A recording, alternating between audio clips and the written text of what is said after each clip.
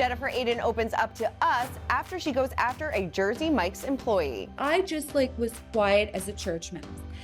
I wasn't triggered until this person that I didn't even know was double downing on being rude to me, and now you're threatening me? Teresa Giudice talks Caroline and Dina Manzo's drama as Denise Richards bursts an implant. And Erika Jayne weighs in on that intense fight between Dorit and Kyle. This is these two are very angry. Yeah, very angry. They were very angry at each other. Was that the boiling point? We've got that plus so much more on today's Getting Real with the Housewives. Everyone, and welcome to Getting Real with the Housewives. Happy New Year and happy new drama in the Housewives universe. So let's get right to it. Did not see this feud coming between Jennifer Aydin and Jersey Mike's, but here we are. So Andy Cohen weighed in on his radio show and he said, that is what you will call, is the expression an unenforced foul or something where you cause harm to yourself? Is that what it's called? A person from behind the scenes corrected Andy, stating that the saying is an unforced error. He said an unforced error, thank you, a self-inflicted wound. Yikes. He was chatting with his co-host John Hill about how Jennifer uploaded a now viral video of her apparent heated exchange with several Jersey Mike's workers at an airport. He added, she melted down, and you know what? Before you hit send on the post, take a beat and say, how is this going to land? How are you going to cause so much trouble for yourself? You're at the airport, you're getting a sandwich. It's just, how is this going to land? Andy also added that Jennifer should have questioned how the scenario was going to fly with the universe. As we know, and you probably saw, Jennifer kicked off the new year by making headlines for her viral beef with the fast food chain. She went on a rant on her Instagram story, which has now been shared thousands of times on social media, where she claimed that she was waiting for what felt like forever for her sandwich. The drama didn't stop there. She posted her complaints online. One of the Jersey Mike's employees that was featured in the video took to TikTok to share their own perspective, saying that she was unsure of what she wanted to order when placing her order of 4 different sandwiches. They then asked her to go back to the end of the line. She changed her bread at the last minute. Well, we caught up with Jennifer about the ordeal, and here is what she had to say about it. All right, well, let's get right into it, Jen. I know it's obviously been an unexpected start to the new year for you. Yes, so, I did, and yes, hindsight is 2020, but I did not think that it was going to go that way, Christina. Not at all, not at all. I want you to know that in the moment, I was not rude to the Jersey Mike staff at all. I was trying to be polite. The elderly woman, she started threatening not to even give me the one sandwich that I was waiting online for 40 minutes. I just was quiet as a church mouse. I wasn't triggered until this person that I didn't even know was double downing on being rude to me. And now you're threatening me? Dude, I don't know you. I don't know you. You don't know me. I'm just a mom trying to get some sandwiches for her kids. So I yelled at the guy that he was an a-hole. The whole thing, I walked away, and mind you, in the video, they were still working on my sandwich. Sure. It's not like I had paid, I didn't check out. So for them to tell me to wait to the end of the line, or that I had to ask this guy's permission, that just really started an altercation. They shouldn't have done that. And that's just customer service. I grew up in retail. I know what it's like to give customer service. I'm realizing now that I can't say I'm a celebrity. People are very angry. However, D-list, I acknowledge it's D-list, but I will no longer say I'm a celebrity since people are so angry about it.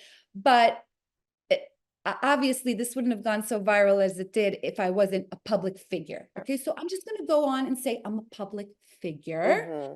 But in lieu of all that, I'm a mom. I'm trying to get my kids, if it's one thing about our moms, we always want to make sure our kids are fed. These sandwiches weren't even for me. And this guy is starting with me. And again, they refused my sandwich. So when I started recording was after they had refused to let me add an additional sandwich. Now, in my fury, when we walked away, I posted a story where I called the woman an 80-year-old, and I apologized for that. I was an angry mom. I was not a celebrity in that moment. I was a wife. I'm a housewife, for real housewife. I packed the headphones. I packed the travel pillows. I packed the portable chargers. I have them all in Ziplocs. Do you regret posting about it? 100% I regret posting, Christina. Girl, forget it. I am doing an Instagram subscription now where if I do post anything, you're going to have to pay to see it. It's not going to be for everybody to see. And I'm definitely not going to be able to complain. I realized that I should have done it in a different manner, and it shouldn't, it could have landed a little differently. And I'm learning now that not to do things in the heat of the moment, because I was not furious as a celebrity, however D-list I know I am. I was a mom. I was a paying customer that didn't get the sandwich for her kid. And like, and as crazy as this sound, when I don't fulfill tasks that I need for my kids, there's some part of me that feels like a failure in that moment. Like, I need to get my kids something to eat. All right, well, sticking in Jersey, Teresa Giudice is weighing in on the aftermath of Caroline Manzo siding with her brother-in-law over her sister Dina Manzo. She said on the TRH podcast, "To me, that's a no-no. It's your sister." And I guess that was her husband's brother. I don't know. That was a lot of manipulation going on over there, because you should believe your sister. That's how I see it. Now, the drama between the sisters began last year over the legal trouble with Dina's ex-husband, Thomas Manzo. Thomas was arrested in 2020 for his alleged involvement in a 2015 attack on Dina's current husband, Dave Canton. Thomas pled not guilty. The following year, he was arrested a second time for an alleged role in a 2017 attack on Dina and Canton. He was released on bail until his trial date. During a May 2021 hearing, it was revealed that Caroline had actually written a letter of support for Thomas. Caroline's letter kicked off the ongoing drama between her and Dina. While Teresa thought that Caroline was in the wrong for getting involved, she admitted she did not have both women's perspectives on the issue. She said, "But listen, I'm not in their shoes. I don't know what the hell happened with them. I feel bad for that family because they were all close at one point."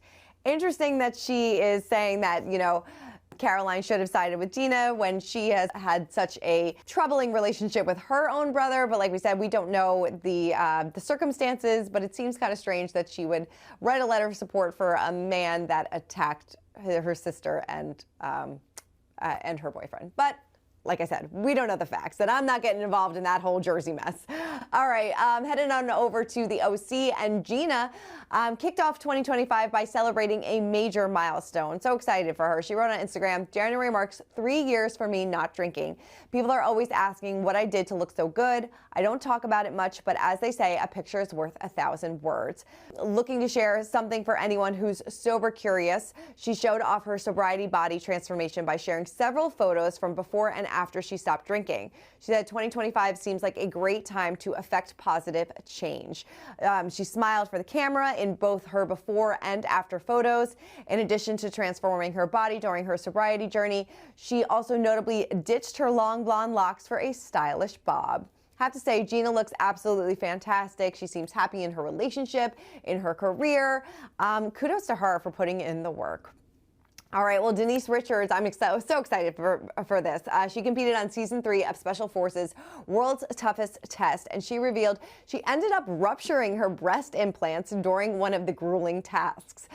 She revealed on Jeff Lewis's radio show while discussing the physical challenges she faced while taking part in the reality series, saying, "I jumped off a bridge, and that's when I ruptured my breast implants off of that thing." Yikes.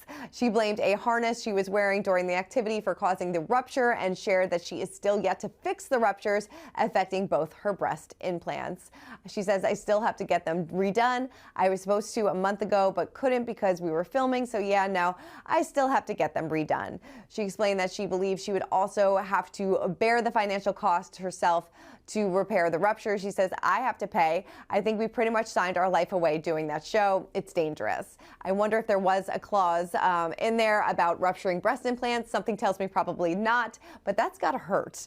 All right, well, moving on over to, or keeping it in Beverly Hills, because we caught up with the one and only Erika Jayne, and as we know, things are getting so heated between Kyle and Dorit, so we just had to get her take on the situation since she is such good friends with both of these women. Take a look.